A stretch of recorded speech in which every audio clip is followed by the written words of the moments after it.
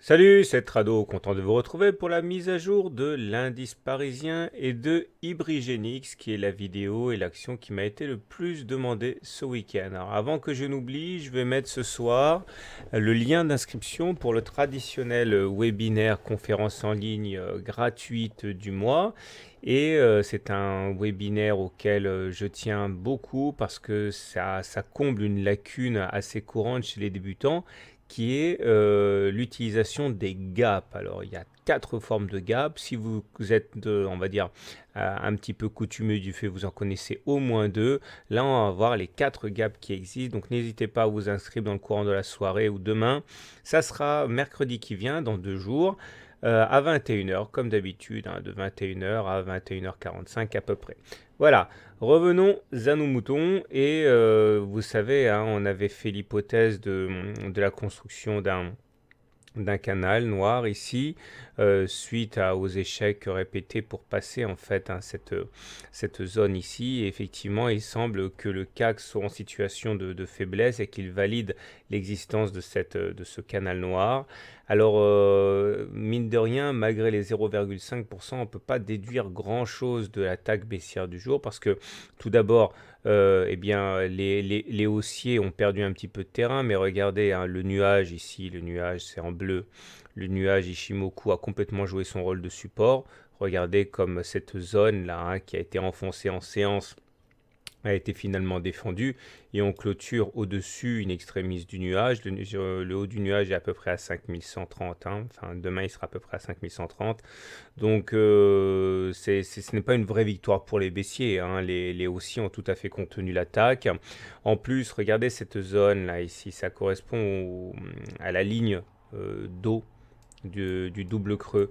Le double creux il est là, regardez, un pic en Adam et un pic plus large en Ève, comme ça. Et là, actuellement, on peut tout à fait envisager que la baisse à laquelle on a assisté aujourd'hui ne soit finalement qu'un throwback sur la ligne de coup, comme il en arrive très très souvent. Vous savez, quand on casse une résistance, et bien la résistance a tendance à devenir support et finalement on peut tout à fait envisager que la séance du jour n'est qu'un prétexte pour aller faire notre throwback avant de repartir de l'avant. Maintenant, il est vrai que à titre personnel, je ne pense pas qu'on puisse exploser dès demain, par exemple, parce qu'on n'a pas eu notre retour à la M20. Souvenez-vous, hein, le retour à la M20, c'est une loi statistique que j'aime beaucoup. Quand on casse la M20 est actuellement à 5060 là. Eh bien, lorsque l'on casse la M20, on a généralement tendance à venir la retester avant de repartir vers le haut. Regardez ici, hein. On l'a cassé ici. On est revenu la chercher avant de repartir vers les plus hauts. Ça fonctionne également à la baisse, hein. Là, on l'a cassé à la baisse et on est revenu tester la M20. Il y a régulièrement un retour à la M20 avant de confirmer l'élan.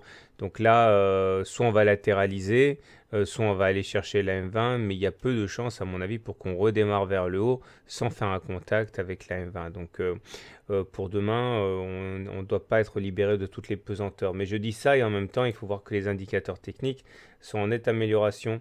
Regardez le stochastique qui est dans sa zone de surachat ici, au-dessus de 80. Donc normalement, c'est la zone où on n'est pas censé spéculer à la baisse. Et le MACD confirme, hein, on est au-dessus du signal. Moi, ce dont j'aimerais parler aujourd'hui, c'est le TRIX qui, à cet égard, est assez instructif, puisque c'est assez fiable en plus. Vous avez le TRIX là en bleu et vous avez le signal en rouge. Et la théorie et l'expérience montrent que généralement, lorsque le TRIX croise la courbe rouge, le signal, on a un signal haussier. Et lorsque le TRIX croise son signal à la baisse, on a généralement un signal baissier. Signal haussier, signal baissier. Alors ça ne fonctionne pas à tous les coups, mais regardez quand même, ça fonctionne souvent. Sur le CAC 40, vous avez ici le TRIX qui croise à la hausse le signal, on a un signal haussier. Et vous avez, lorsque l'inverse produit, le TRIX qui croise son signal à la baisse, ici, un signal baissier, etc. Signal haussier, signal baissier, signal haussier, etc. Tout ça pour dire que, regardez, hein, le Trix ici, on le voit bien, est en train de croiser son signal à hausse. Alors, il arrive qu'on ait des faux signaux, et c'est vrai que les faux signaux sur le Trix eh bien, ne sont pas exceptionnels, mais il demeure que ne pas en tenir compte, ce serait quand même une erreur. Donc, le Trix vient de croiser à la hausse. Alors, regardez un petit peu les volumes qui sont absolument anémiques aujourd'hui. Voilà, donc tout ce qu'on peut dire d'aujourd'hui pour aujourd'hui, c'est que clairement, au niveau technique, on est vraiment dans une situation très avantageuse.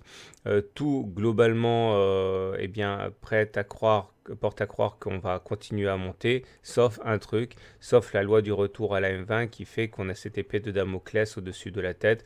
Mais globalement, ça reste très très positif. Voilà. Place maintenant à Ibrigenix.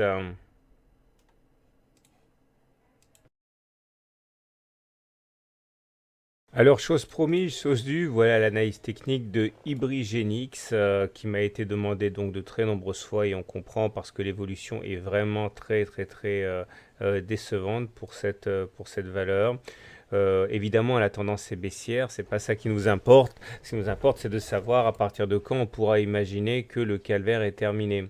Alors regardez, on va d'abord s'assurer que la tendance de fond est baissière. Malheureusement, regardez, tout dépend des pics et des creux. Quand vous avez les pics qui sont descendants comme ça, et également les creux qui sont descendants, vous êtes en tendance baissière. C'est pas comme quand on était ici avec des pics et des creux ascendants, donc c'est exactement l'inverse. Et donc à partir de là, eh bien, il est vrai qu'on est quand même soumis à des attaques baissières assez féroces. C'est confirmé par l'analyse Ishimoku, puisque comme vous pouvez le voir, voici le nuage ici en vert ou en bleu. Et on est en dessous du nuage, en dessous de la Kijun, en dessous de la Tenkan, donc pas de doute, la tendance est effectivement baissière. Alors, quels sont les espoirs de voir le calvaire s'arrêter bientôt? Alors, vous l'aurez compris, il faudrait que l'on repasse idéalement au-dessus du nuage. Vous voyez qu'il y a du chemin à parcourir pour aller repasser au-dessus du nuage et se remettre en tendance haussière. Il faudrait faire au moins 2,3, 2,4 euros. Et puis surtout, il faudrait se départir de la Tenkan ici, notre première sentinelle baissière, et de la Kijun. Vous voyez, lors des attaques qu'il y a eu, soit la Tenkan a arrêté les assauts haussiers, soit c'était la Kijun. Et quand la Kijun lâchait, c'est finalement le nuage qui retenait l'ascension. Je vous rappelle ici, il s'agit d'une analyse hebdomadaire. Hein. Chaque bougie correspond à une semaine de cotation. Donc voilà, le premier obstacle à la hausse, ça serait de clôturer au-dessus de la Tenkan à 1,37. Après quoi, il faudra sans doute s'ouvrir la voie de la Kijun qui est vers 1,61 et uniquement après, on pourrait envisager d'aller attaquer le nuage au-dessus duquel il faut clôturer. Donc retenez bien la Tenkan à 1,37, la Kijun à 1,61 et le nuage vers 2 euros pour la borne basse et vers 2,4 pour la borne haute. Et il faudra aussi se départir de cette oblique-là. Alors, est-ce qu'on a des raisons d'espérer un rebond à partir des niveaux actuels? Peut-être bien à cause de cette zone ici. Regardez, cette zone ici en mauve est une zone de support. Regardez, l'idée c'est que lorsque vous avez une zone qui a joué un rôle de résistance à la hausse, regardez, on a eu du mal à passer cette zone. On l'a attaquée à plusieurs reprises et c'est finalement là qu'elle a lâché. Eh bien, les cours ont de la mémoire et les zones de résistance, une fois cassées, se transforment en zone de support. Et vous voyez, on commence à voir que ça produit ses effets. Donc la zone comprise entre 1,15 et 1,04 est une zone de support. Il faut maintenant espérer qu'elle tienne. Regardez les indicateurs techniques d'ailleurs. Ce qui est intéressant à suivre, ça va être les signaux aussi à ce niveau. Le stochastique doit passer au-dessus de 20, c'est-à-dire sortir de sa zone de survente. Pensez également à mettre sur votre plateforme le momentum. Idéalement, il faudrait passer au-dessus de 0, comme ça la pression deviendrait haussière. Et un signal à très court terme serait le CCI qui passerait au-dessus de moins 100. Vous voyez, quand on est en dessous de moins 100, comme là ou là, on a un signal baissier. Par contre, quand on sort de la zone de moins 100, on a un signal haussier. La dernière fois que ça se reproduit, c'était là. Vous voyez, on a eu une attaque haussière. Et si on avait quelque chose d'équivalent, regardez, il y en a un autre ici. Hein. Et si on arrivait à passer au-dessus de moins 100, donc moins 99, etc., on aurait sans doute une impulsion haussière. Dernière chose que j'aimerais mentionner au niveau de cette analyse hebdomadaire, c'est les volumes qui déclinent. Ça veut dire qu'on baisse, mais c'est pas tant par la faute des baissiers qui vendraient leurs actions. Hein. Il n'y a pas de panique baissière au niveau des volumes. Hein. C'est simplement que les acheteurs pour l'instant manquent. Donc ça c'est assez positif. Ça veut dire que les rats ne quittent pas le navire. C'est simplement qu'on attend que certains rentrent dans le dit navire. Mais il n'y a pas de panique à la baisse. Hein. Ça vend de moins en moins. Voilà. Alors j'espère vous avoir donné des repères. Retenez bien la zone comprise entre 1,04 et 1,17 pour la zone de support sur laquelle peut s'effectuer un rebond. Et retenez la Tenkan à 1,38, la Kijun à 1,60 pour les différentes zones qui font résistance à la hausse. Voilà. Je vous souhaite une bonne soirée, de bons trades. Si vous découvrez mon travail, sachez que je vous offre mon livre d'analyse technique, d'initiation à l'analyse technique. Il vous suffit d'envoyer, vous envoyez e-book gratuit à mon mail tradosaurgmail.com et je me ferai un plaisir de vous envoyer le livre, le fascicule, la vidéo exclusive de 30 minutes, les exercices corrigés, tout ça dans votre boîte mail.